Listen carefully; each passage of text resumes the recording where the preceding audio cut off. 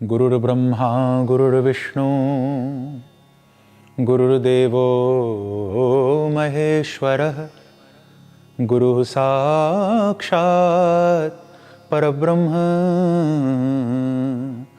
तस्मै श्री गुरवे नमः।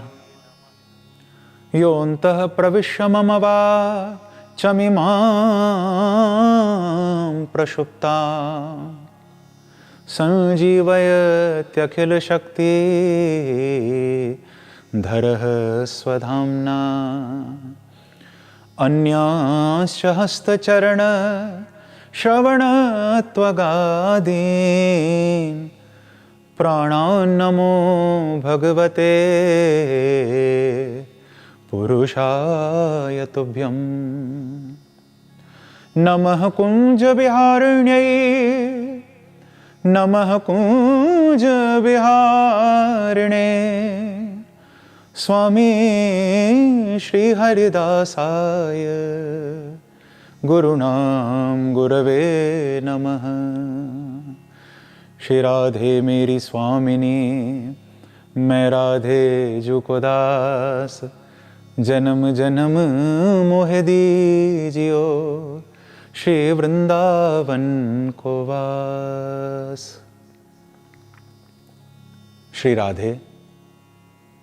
आज का दिन श्रीधाम वृंदावन से जुड़े हुए कृष्ण भक्तों के लिए एवं श्रीधाम अयोध्या जी से जुड़े हुए सभी राम भक्तों के लिए परम मंगलमय है, क्योंकि आज मार्गशीर्ष मास के शुक्ल पक्ष की पंचमी तिथि है। इसी पंचमी तिथि को यानी आज के ही दिन जन जन के आराध्य रसिक अनन्य नृपति स्वामी श्री हरिदास जी के लाडले मेरे ठाकुर श्री बांके बिहारी जी महाराज का प्राकट्य हुआ था। बिहारी जी श्रीधाम वृंदावन निधिवन राज में आज के ही दिन साक्षात प्रकट हुए थे और तभी से ब्रज में इस उत्सव को भक्त विहार पंचमी के रूप में मनाते हैं। एक संयोग ये भी विशेष है कि आज का ही वो मंगलमय दिन था जब मर्यादा पुरुषोत्तम भगवान श्री राम एवं माता जानकी जी का विवाह हुआ था। इसीलिए वैष्णव आज के इस पर्व को विवाह पंचमी के रूप में भी मनाते हैं। जनकपुर अयोध्या उधर जाएंगे तो आज विवाह पंचमी, वृंदावन में विहार पंचमी।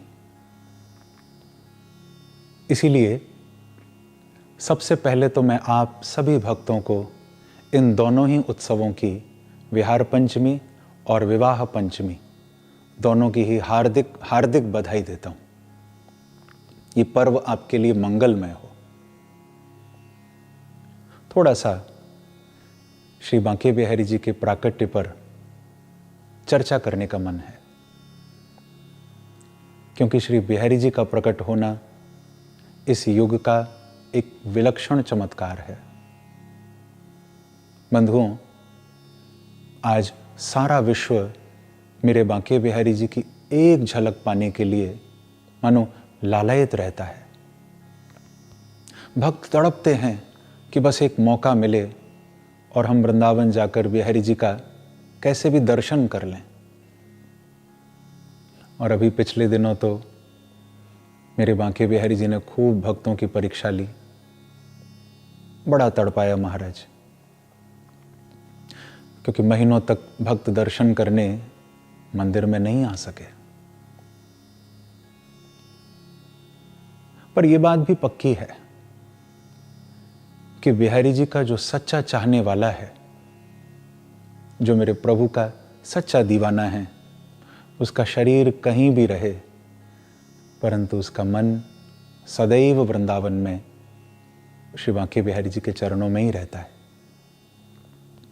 क्योंकि उनके दिव्य दर्शन में, उनकी तिरछी चितवन में, उनकी मंद मुस्कान में वो आकर्षण है कि भक्त सब कुछ भूलकर बिहारी जी का हो जाता है। दुनिया के रिश्ते नाते पीछे रह जाते हैं, बिहारी जी हाथ पकड़कर भक्त को अपने साथ ले जाते हैं और उसका हृदय फिर यही बोलता है बार बार कि प्यारे, न चांद की चाहत है, न सितारों की फरमाइश है, न तो चांद की चाहत है, न सितारों की फरमाइश है, हर जन्म में तेरी सेवा मिले, बस मेरी यही ख्वाहिश है, बस मेरी यही ख्वाहिश है। मेरे बांके बिहारी की लीला बड़ी विचित्र है बंधु। कब क्या करते हैं वो ही जानते हैं। अब देखो ना, कैसी अपनी लाठी उन्होंने घुमाई है, ऐसा चक्र चलाया है कि लगभग अब 1 साल ही होने जा रहा है, पूरी दुनिया हिला रखी है, सबको नचा रखा है, नया खेल दिखा दिया। अरे श्रीमद् भागवत में तो ब्रह्मा जी ने स्तुति करते हुए प्रभु को कहा है। भागवत जी का ये एक बहुत प्यारा श्लोक है। दशम स्कंद में ब्रह्मा भगवान को कह रहे हैं कि को वेत्ति भूमन भगवन परात्मन योगेश्वरोतिर भवतस्त्रिलोक्यां को वा कथं वा कति वा कदेति विस्तारयन् क्रीडसि योग मायाम। ब्रह्मा कहते हैं, हे वृंदावन बिहारी, आप जब अपनी योग माया का विस्तार करके क्रीडसी लीला करते हैं तो त्रिलोक्याम को वेत्ति, प्रभु तीनों लोकों में ऐसा कौन है जो ये समझ पाए कि आपकी लीला कहां, किस लिए, कब और कितनी होती है या होगी। ब्रह्मा कहते हैं कि यह हमारी समझ से परे है प्यारे। अब आप सोचिए ना, जब ब्रह्मा जैसा देवता ये बात भागवत में भगवान को बोल रहा है कि आपकी लीला मेरी समझ से परे है, तो हम जैसे जनसाधारणों की क्या चले, हम कैसे समझेंगे। लेकिन एक बात है, हम उनकी लीला समझ तो नहीं सकते हैं, परंतु हम उनके चरणों में समर्पित तो हो सकते हैं ना। और याद रखना बंधुओं, ज्यादा समझने के चक्कर में पड़े तो चकरा जाओगे, पर यदि समर्पित हो गए तो भवसागर पार हो जाओगे। समर्पण भाव ही बिहारी जी को प्रिय है। जैसा कि मेरे पूज्य गुरुदेव कहा करते हैं ना कि बस एक बात हृदय में बिठा लो, बिहारी जी हमारे हैं। क्या कहोगे? बिहारी जी हमारे हैं। बंधुओं, विश्वास मानना, ये एक वाक्य तुम्हें जीवन की हर परेशानी से निकाल कर ले जाएगा। हृदय में बिठा लो इस बात को कि बिहारी जी हमारे हैं। अगर हमने हृदय से ये बात ठाकुर को कह दी, बांके बिहारी जी को कह दी, तो हम भले उनके वास्तव में हुए हों या न हुए हों, पर बांके बिहारी हमारे होकर दिखाएंगे। वो इस संबंध को टूटने नहीं देंगे, वो हमारे लिए जरूर आएंगे। हर स्थिति में, हर परिस्थिति में आएंगे। जैसे कि आज से लगभग 550 वर्ष पूर्व आज के ही दिन प्रकट हुए थे ना, आज के दिन ही आए थे।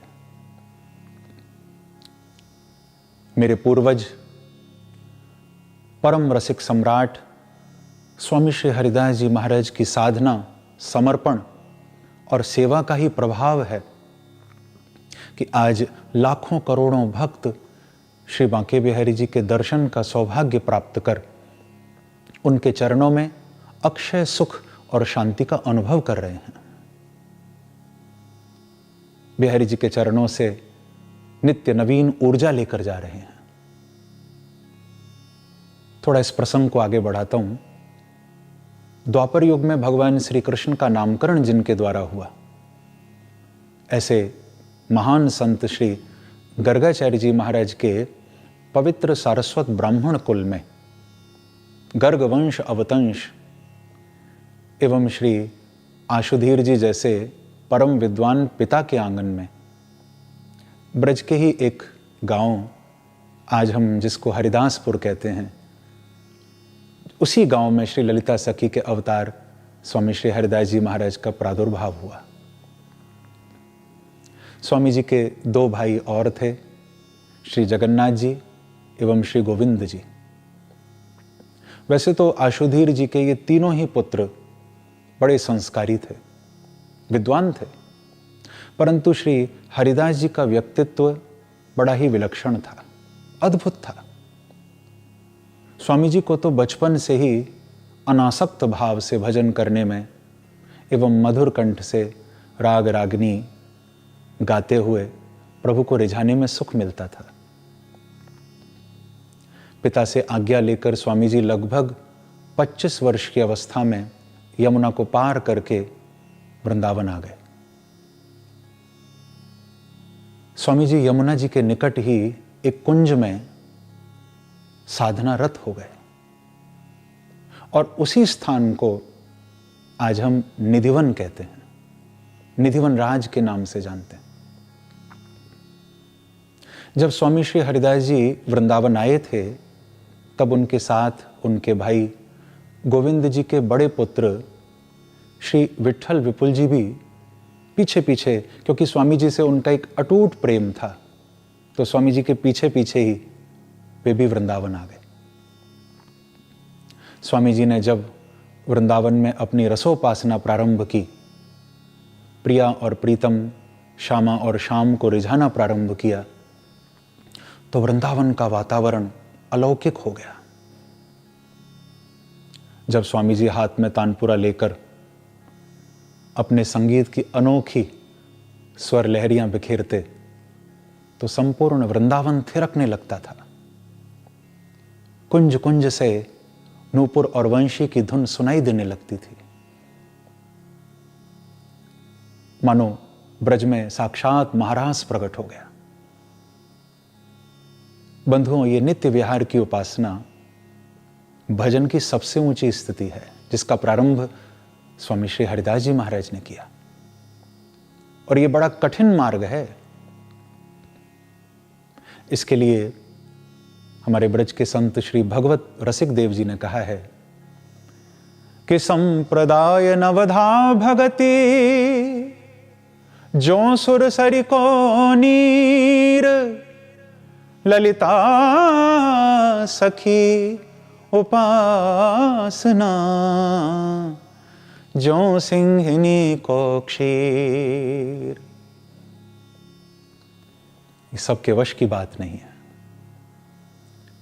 स्वामी जी की रसोपासना ये तो सिंहिनी के क्षीर के समान है, बड़ी ऊंची स्थिति है। ये तो उनकी कृपा से ही कोई प्राप्त कर सकता है, जैसे स्वामी जी की सेवा में लगे हुए उनके भाई के पुत्र, उनके शिष्य श्री विट्ठल विपुल जी, जो आयु में तो अभी बहुत छोटे ही थे, पर स्वामी जी से उनका अटूट प्रेम था।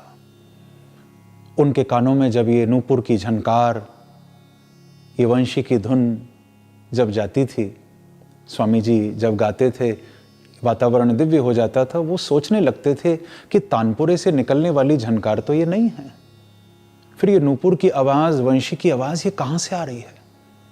वो समझ नहीं पाते थे। एक दो बार उन्होंने स्वामी जी से अपनी जिज्ञासा भी प्रकट की। उन्होंने पूछा कि आप आखिर अपनी संगीत साधना किसको सुनाते हैं, किसको इस साधना से रिझाते हैं, कौन है आपके आराध्य। लेकिन स्वामी जी ने बस इतना ही कहा कि चिंता मत करो, वो समय जल्दी आएगा, तुम खुद समझ जाओगे मैं किसको रिझाता हूं। और कुछ दिन बाद स्वामी जी के भाई श्री जगन्नाथ जी भी स्वामी जी के पास वृंदावन आ गए। हरिदासपुर से, गांव से यमुना पार करके वृंदावन आ गए। क्योंकि कई दिनों से उनको भी स्वप्न में वृंदावन के दर्शन हो रहे थे। जब वे वृंदावन पहुंचे तो उन्होंने देखा कि स्वामी श्री हरिदास जी महाराज बड़ी अद्भुत निकुंज के सामने हैं, हाथ में तानपुरा है और विह्वल होकर गा रहे हैं। ऐसा लगता था मानो किसी को रिझा रहे हैं, मानो उस कुंज के अंदर कोई अलक्षित शक्ति विराजमान है जो दिखाई नहीं पड़ रही। श्री जगन्नाथ जी भी उस संगीत को सुनकर स्वामी जी के भाव विभोर हो गए। वहीं भूमि में आंखें बंद करके आनंद अवस्था में पहुंच गए। कुछ समय बाद जब स्वामी जी उठे, देखा कि उनके भाई श्री जगन्नाथ जी तो भाव में खो चुके हैं, उनको शरीर की सुध नहीं। तब स्वामी जी ने उनको जगाया और पूछा बड़े प्यार से, मुस्कुराते हुए कि भैया बस वृंदावन घूमने आए हो कि या ब्रज में वृंदावन में बस भी आए हो? ब्रज और वृंदावन में अंतर नहीं समझना, आप एक हैं। स्वामी जी के मुख से ये सुनते ही श्री जगन्नाथ जी अपने भाई स्वामी श्री हरिदास जी के चरणों से लिपट गए और बोले कि आप मेरे भाई नहीं, आप तो अब मेरे गुरुदेव हैं, मेरे सदगुरु हैं। और अब मुझे वृंदावन से जाने के लिए नहीं कहना, मैं अब आपको छोड़कर कहीं नहीं जा रहा, मैं तो यहीं वसवे आ गया हूं। स्वामी जी ने उनको उठाकर अपने कंठ से लगा लिया और ऐसे ही फिर स्वामी जी की महिमा, उनकी ख्याति, उनकी कीर्ति दूर दूर तक बंधुओं फैलने लगी और प्यासे भक्त स्वामी जी के चरणों में आकर रस सागर में निमग्न होने लगे। वृंदावन में भक्तों की, रसिकों की संख्या बढ़ने लगी। दिनों दिन आनंद का विस्तार होने लगा, परंतु सबके मन में बस एक ही प्रश्न रहता कि आखिर स्वामी जी जिस निकुंज के द्वार पर बैठकर संगीत की रागिनी छेड़ते हैं, उस निकुंज के अंदर कौन विद्यमान है? क्योंकि अभी तक किसी को नहीं पता। उस स्वामी जी के मुख से निकलने वाले संगीत में सब सुध-बुध खोकर डूब रहे थे, पर कौन उस निकुंज में बैठे हैं, ये किसको रिझा रहे हैं, ये नहीं पता। किनसे स्वामी जी एकांत में बातें करते हैं, वो कौन है? श्री विट्ठल विपुल जी कौतूहलवश कई बार अंदर देखने भी गए, झांक कर कोशिश की देखने की, किंतु उन्हें अंधेरे के अतिरिक्त उस कुंज में कुछ दिखाई नहीं दिया। एक दिन जब यही मार्गशीर्ष मास, यही शुक्ल पक्ष, यही पंचमी तिथि, आज का ही पवित्र दिन था, स्वामी जी ने प्रातःकाल विट्ठल विपुल जी को अपने निकट बुलाया और कहा कि तुम जानते हो आज किसका जन्मदिन है? बोले मुझे नहीं पता, आप बताइए। तो स्वामी जी ने कहा, अरे भैया आज तेरा जन्मदिन है और आज के दिन मैं तुमको कछु सुंदर उपहार देना चाहूं। विट्ठल विपुल जी बोले कि यदि ऐसी बात है तो हमें तो आपसे उपहार में एक ही चीज चाहिए। स्वामी जी बोले, तू आज जो कहेगो तो ही मिलेगा। तो कहा, आपको अगर देना ही है तो मुझे उस नित्य नूतन लता निकेतन का रहस्य बता दीजिए। वहां अंदर कौन विराजते हैं, आप किनके लिए गाते हैं, हमें भी बस उनका दर्शन करा दीजिए। वो कौन है शक्ति? स्वामी जी मुस्कुराकर बोले कि इसीलिए आज मैंने तुम्हें बुलाया है, क्योंकि अब समय आ गया है कि मैं ये रहस्य उजागर कर दूं, उस छुपी हुई गुप्त निधि को प्रकट कर दूं और बता दूं कि आखिर इस निकुंज में कौन विराजते हैं। जाओ और बुलाओ सबको, सारे समाज को। आज ही ये रहस्य उजागर होगा। जगन्नाथ को कह दो, सब रसिकों को इकट्ठा कर लो। आज सबके समक्ष ये चमत्कार होगा। ये खबर मिलते ही सारा समाज जुड़ गया बंधुओं। इधर उधर कुंजों में बैठे हुए सभी रसिक इकट्ठे हो गए, स्वामी जी के चरणों में आ गए और स्वामी जी नेत्र बंद करके उसी कुंज के सामने बैठ गए। हाथ में तानपुरा था। सबके सब भाव विभोर होने लगे, रस सागर में डूबने लगे। सभी को अपने अंतर में एक अद्भुत प्रकाश, एक अद्भुत चेतना का अनुभव होने लगा और वो प्रकाश नील गौर वर्ण में परिणित होने लगा। सब एकटक देख रहे थे। कुछ दिव्य घटित होने जा रहा था। प्रकाश पुंज बढ़ता गया, सभी का रोमांच बढ़ता गया और उसी समय उसी निकुंज के अंदर से परस्पर हाथों में हाथ लिए मंद मंद मुस्कुराते हुए साक्षात श्यामा श्याम कुंज बिहारी प्रकट हो गए। बोलो श्री वृंदावन बिहारी लाल की जय, श्री राधा रानी की जय, स्वामी जी महाराज की जय। और उसी समय स्वामी जी के मुख से ये अमर पंक्तियां निकली कि माईरी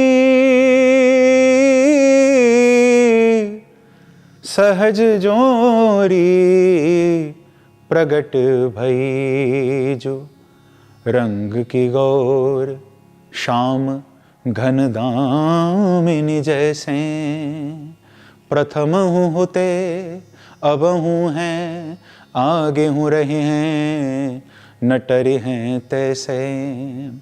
अंग अंग की उजराई सुघराई चतुराई सुंदरता ऐसे, श्री हरिदास के स्वामी श्यामा कुंज विहारी समवैस वैसे। स्वामी जी झूमकर इस पद को गाते रहे और प्रिया प्रीतम मुस्कुराते रहे। जब ये पद पूरा हुआ, ये केलीमाल जी का भी प्रथम पद है, स्वामी जी का अद्भुत ग्रंथ केलीमाल। जब ये पद पूरा हुआ तो प्रिया जी और लाल जी दोनों स्वामी जी को देखकर बोले, ललिते ललिते। स्वामी जी को ललिते कहकर पुकारा और ये स्पष्ट हो गया कि स्वामी श्री हरिदास जी महाराज तो साक्षात भगवान की प्रिय सखी, राधा रानी की प्रिय सखी श्री ललिता जी के अवतार हैं। श्री बिहारी जी बोले, ललिते आज तुम्हारा भाव पूर्ण हुआ, हम निकुंज से बाहर आ गए, अब हम यहीं इसी रूप में अवस्थित रहेंगे, यहीं विराजेंगे। ये सुनकर स्वामी जी विह्वल हो गए और बोले, हे प्राणधन, निकुंज से बाहर आपकी सेवा कैसे होवेगी, यहां तो वैसी व्यवस्था ना है। तब बिहारी जी बोले कि आप बिल्कुल चिंता मत करो महाराज, यहां मेरी सेवा कोई वैदिक विधानते न होवेगी, यहां तो मेरी सेवा केवल लाड़ प्यारते होवेगी, जैसा भाव होगा वैसी सेवा होवेगी। स्वामी जी मुस्कुराने लगे, प्रसन्न हो गए। फिर बोले कि हे प्रिया प्रीतम श्यामा श्याम, एक बात और मेरे हृदय में आ रही है कि आप दोनों को जो सौंदर्य है, आपको जो स्वरूप है, ये तो इतना अद्भुत है, इतना दिव्य है कि कोई जन साधारण या जगत के नेत्र या कुछ झेल नहीं पाएंगे, आपके इस स्वरूप को धारण नहीं कर पाएंगे महाराज। तो कहा, ऐसा नहीं है सके कि आप दोनों घन दामिनी की तरह एक रूप है जाओ, आप दोनों एक दूसरे में समाहित है जाओ। ये सुनते ही प्रिया प्रीतम मुस्कुराने लगे। तिरछी चितवन से एक दूसरे को कुछ संकेत किया ठाकुर जी ने किशोरी जी को, किशोरी जी ने ठाकुर जी को, और तत्क्षण दोनों एक दूसरे में समाहित होकर एक रूप हो गए।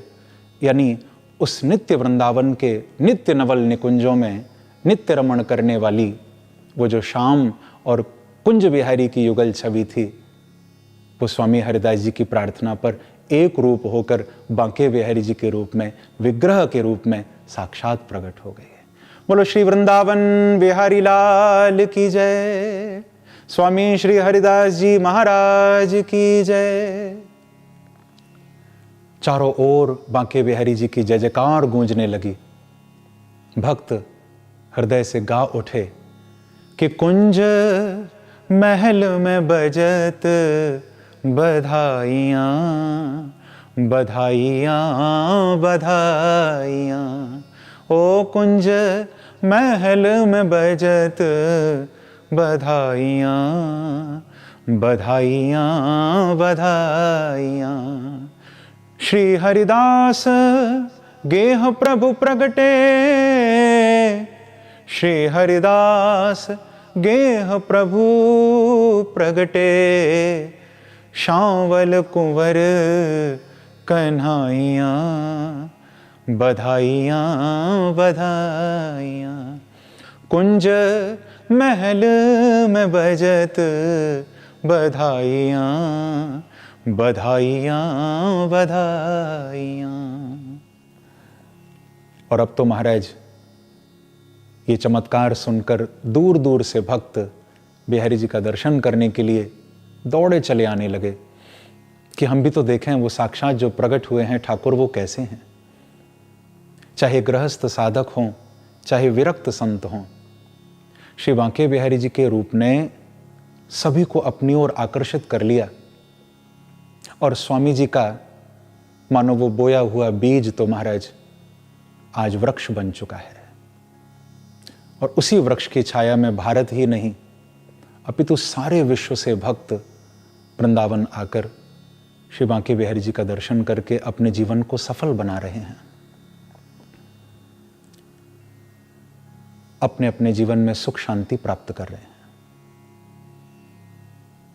मुझे कहना पड़ता है ना, हरि से नयन मिलाकर देखो, अरे ये धोखा भी खाकर देखो, सबसे सुंदर हैं बांके बिहारी, तुम वृंदावन आकर देखो। कालांतर में स्वामी जी ने अपने भाई श्री जगन्नाथ जी को बिहारी जी की सेवा का भार सौंपा था।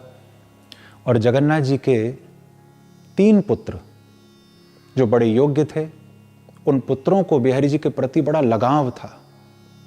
तो जगन्नाथ जी ने उनको आगे फिर बिहारी जी की सेवा सौंपी, उनको ये कार्यभार दिया। और उसी स्वामी जी की पवित्र वंश परंपरा में ये शरीर भी बिहारी जी की सेवा में लगा हुआ है। ये इस शरीर का परम सौभाग्य है। आज के इस पवित्र दिन पर एक बात और मैं कहूँगा कि उधर जब प्रभु ने धनुष उठाया जनकपुर में, तो भगवान के धनुष उठाने से सीता और राम एक हो गए। ऐसे ही वृंदावन में जब स्वामी जी ने तानपुरा हाथ में उठाया, तो उनकी संगीत साधना से श्यामा और श्याम एक हो गए। बांके बिहारी साक्षात प्रकट हो गए।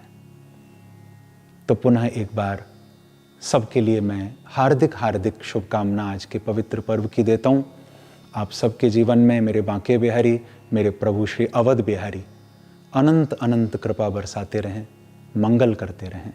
आज के पर्व की विहार पंचमी और विवाह पंचमी दोनों की सबको अनंत अनंत बधाई। श्री राधे, श्री राधे।